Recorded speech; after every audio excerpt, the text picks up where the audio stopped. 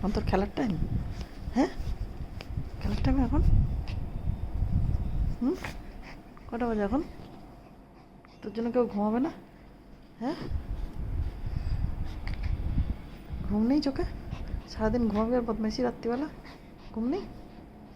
ঘুমাতে দে। ঠান্ডা লাগছে মাম্মা, তোর জন্য। তোর ঘুম আছে চোখে? চোখের ভূতের মতন লাইট জ্বলছে। এদিকে আয়, এদিকে আয়।